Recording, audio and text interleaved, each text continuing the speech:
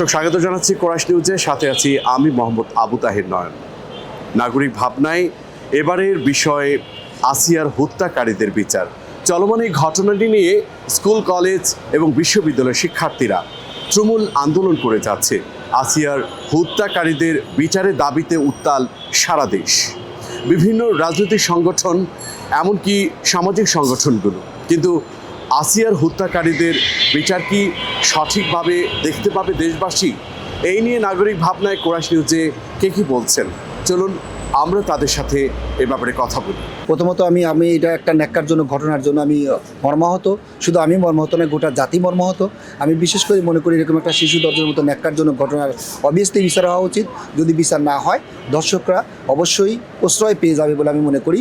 আর আমি চাই শুধু বিচার নয়, এমন কঠিনতম বিচার করা হোক, যে এমন একটা দৃষ্টান্ত স্থাপন করা হোক এই বিচারটা দিয়ে, যাতে পরবর্তীতে যে বা যারা ধর্ষণ করবে তারা যেন একবার ধর্ষণ করার পূর্বে কমপক্ষে 100বার ভাবে তারা। আর যদিও আমি মনে করি বাংলাদেশ ইসলামিক কান্ট্রি না, তবে বাংলাদেশের দুই একটা আইন ইসলামিক অনুযায়ী যদি হইতো তাহলে এই ধরনের মাত্রা হয়তো আর হইতো না। কারণ যেমন ধর্ষণ একটা সেনসিটিভ বিষয়, এটা দৃষ্টান্তটা যদি শাস্তিটা যদি ইসলামিক নিয়ম অনুযায়ী হয় তাহলে আমার মনে হয় যে ধর্ষণ বাংলাদেশে আর থাকবে না। এই ধর্ষণটা, এই ধরনের ঘটনা কিন্তু বাংলাদেশে এই প্রথম হচ্ছে তা না। এখন যে এই ধরনের নিউজগুলো পত্রিকায় ছাপা হচ্ছে, এটা মনে হচ্ছে যে ধর্ষণ কি বেড়ে গেল, আসলে তা না।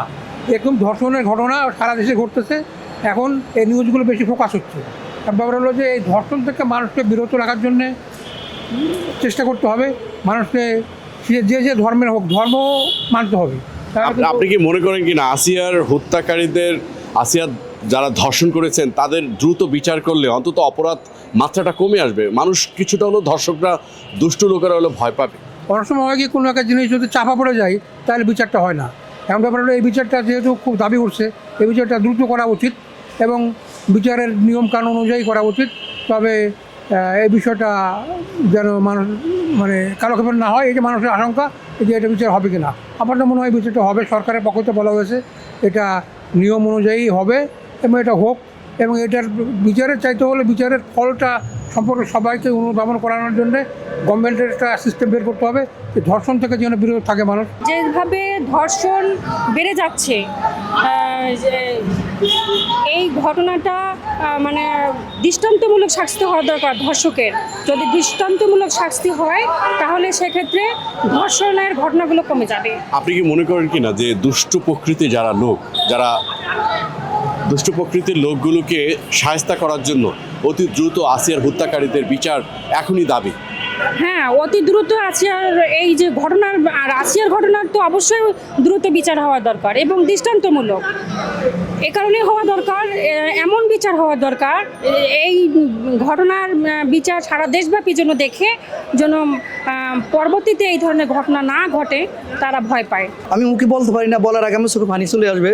আজকে আমি এক জায়গায় আলোচনা করার পরে একজন সাধারণ নাগরিক শুধু আসিয়ার যে মৃত্যু হয়ে গেছে উনি কান্না ভেঙে পড়েছেন।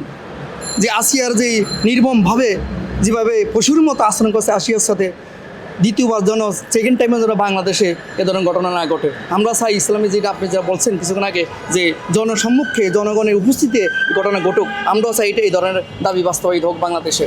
কারণ যত বিলম্ব হবে, যত দেরি হবে, তত দর্শকেরা এবং সাধারণ যারা এগুলো করে, এই নরপিশাচেরা, তারা সাহস বৃদ্ধি পাবে তাদের।